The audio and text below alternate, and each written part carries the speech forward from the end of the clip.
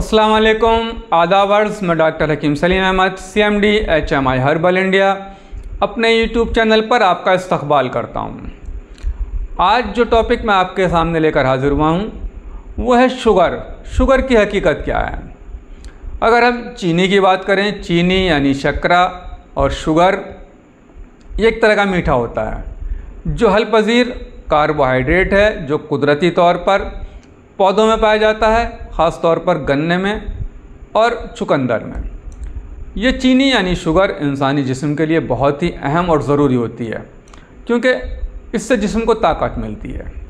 इसके अलावा हम जो दूसरी शुगर लेते हैं वो फ्रुक्टोज़ और ग्लूकोज़ होती है जो फलों और शहद में मौजूद होती है। ये जिस्म में पहुंचकर फौरी तौर पर ताकत पैदा करती है। शुगर यानी कि हर जिस्म में है और इसकी ज़रूरत भी हर जिस्म को है। लेकिन अब जब हम शुगर की बात करते हैं तो इससे हमारी मुराद होती है शुगर के लेवल का खून में बढ़ जाना, यानी डायबिटीज़ यूनानी तिब में ज़ियाबतीस के नाम से जाना जाता है और आयुर्वेद में इसको मधुमेह के नाम से जानते हैं। शुगर को लेबल करने के लिए कुदरत ने जिस्म के अंदर एक हिस्सा बनाया है जिसको हम लबलबा यानी पैनक्रियास कहते हैं। पैनक्रियास का अंदर कुदरत ने एक ऐसी रतूबत रखी है जो जिस्म में निकलकर खून में जज्ब होकर इंसुलिन, यानी कि वो रतूबत को हम इंसुलिन का नाम जिसको हमने दिया है, वो जिस्म में मौजूद शक्कर और नशास्ता जैसी चीज़ों को जुज़ो बदन बनाती है, एक रिएक्शन करती है, केमिकली फेल है जो कुदरती तौर पर होता है। और उसके साथ ही ये चीनी और नशास्ता जो है वो जिस्म को जुज़ो बदन बन जाते हैं, यानी कि ताकत पहुँचाते हैं। लेकिन अगर किसी वजह से ये रतूबत कम निकले या ये पैनक्रियाज लबलबा अपना काम कम करना शुरू कर दे, उस कंडीशन में शुगर जज्ब नहीं हो पाती जिस्म के अंदर और जिस्म का टेम्परेचर भी नॉर्मल नहीं रह पाता और कुछ ना कुछ उसके अंदर नुक्स पैदा हो जाता है। ऐसी हालत में ये खून में शामिल हो जाती है जिसके साथ ही साथ पेशाब में भी आने लगती है।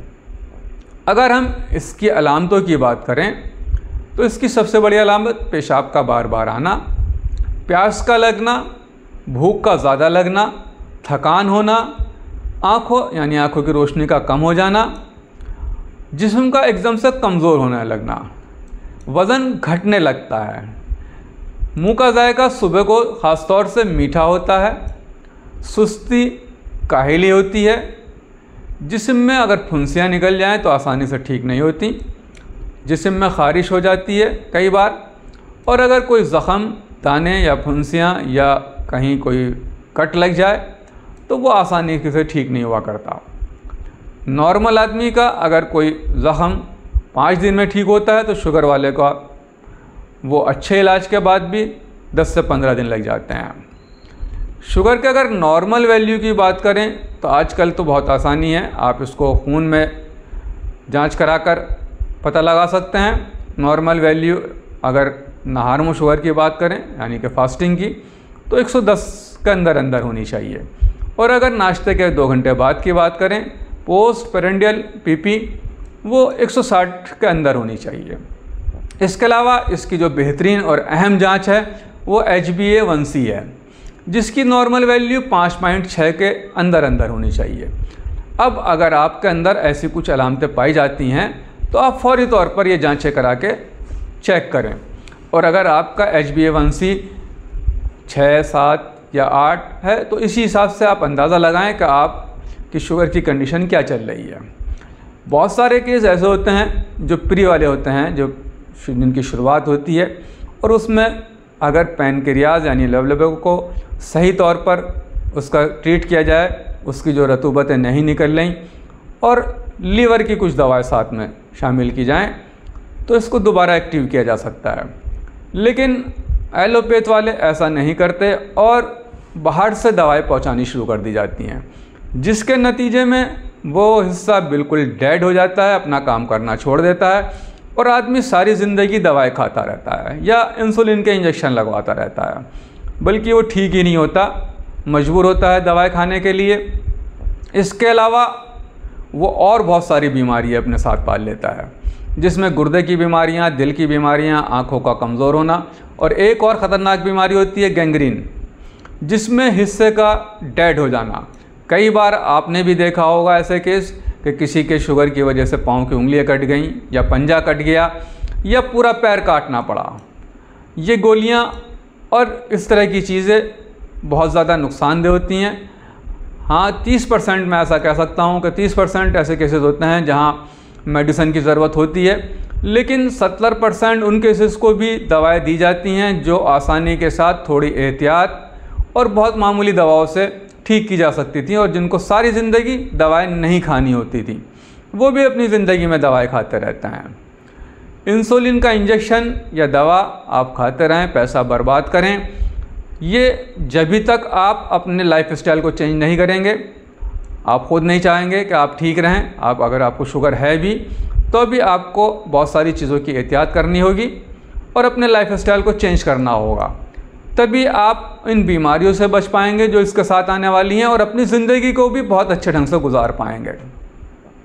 अगर मैं बात करूं कि आपको सबसे पहले क्या करना है, तो नंबर 1 पे सबसे पहला काम जो है वो आपको चीनी बंद कर देनी है।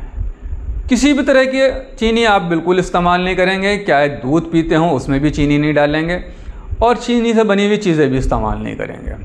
कोल्ड ड्रिंक्स में भी ख़राब चीनी इस्तेमाल होती है, कोई सा भी कोल्ड ड्रिंक्स आप बिल्कुल नहीं पिएंगे। बेकरी के प्रोडक्ट्स में भी चीनी इस्तेमाल होती है, वो भी आप बिल्कुल नहीं लेंगे। फास्ट फूड आप बिल्कुल बंद कर देंगे, तली हुई चीज़ें आप ख़त्म कर देंगे, इसका इस्तेमाल नहीं करेंगे, बल्कि सादा खाना खाएंगे। सुबह जल्दी उठेंगे, रात को जल्दी सोएंगे, और कम से कम 20-25 मिनट आप सुबह ज़रूर टहलें अगर आप चाहते हैं कि आपकी सेहत बरकरार रहे और आप दूसरों की तरह ताकतवर और तवाना रहें, तो ये चीज़ें आपको करनी पड़ेंगी। फास्ट फूड आप बिल्कुल इस्तेमाल नहीं करेंगे, तली हुई चीज़ें आप बिल्कुल बंद कर देंगे, मिर्च मसाले और गर्म चीज़ों का इस्तेमाल बिल्कुल नहीं होना चाहिए। हरी सब्जियाँ, ताज़ा सब्जियों का इस्तेमाल करें, और अगर कुछ सब्जियाँ ऐसी हैं जो कच्ची खा सकते हैं तो उनका इस्तेमाल करें। जो मौसम के फल आते हैं उन फलों को ज़रूर खाएँ।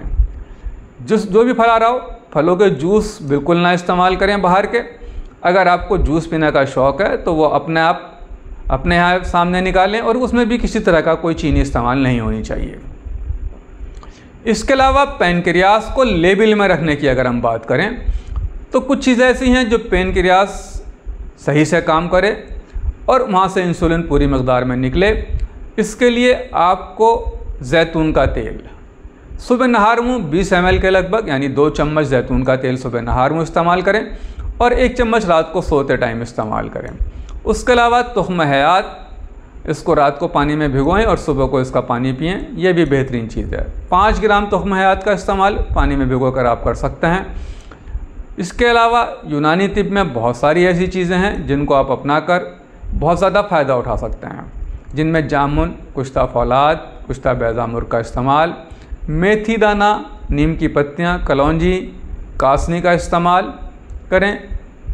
तुख्म जामुन, किशनीज़, खुश्क मिर्च सिया का सफ़ूफ बनाकर सुबह शाम इस्तेमाल करें। गुरमार बूटी, तुख्म जामुन, जंजीबील, शिलाजीत, कुश्ता बैज़ामुर, इन सब का सफ़ूफ बनाकर भी आप सुबह शाम इस्तेमाल कर सकते हैं। गर्ज़ ये कि दवाओं के साथ साथ आप एहतियात भी बरतें और साथ में अपना HbA1c भी चेक कराते रहें। अगर आपको लगता है कि इन दवाओं से आपकी शुगर नॉर्मल चल रही है और आप जो अपनी चीज़ें अपनाई हुई हैं उसके हिसाब से आप बिल्कुल नॉर्मल वैल्यू में रह रहे हैं, तो आप इस को जारी रखें। और अगर आपको लगता है कि आपका HbA1c लगातार बढ़ता जा रहा है तो फिर किसी भी घरेलू चीज़ के इस्तेमाल से परहेज़ करें, यही आपके लिए बेहतर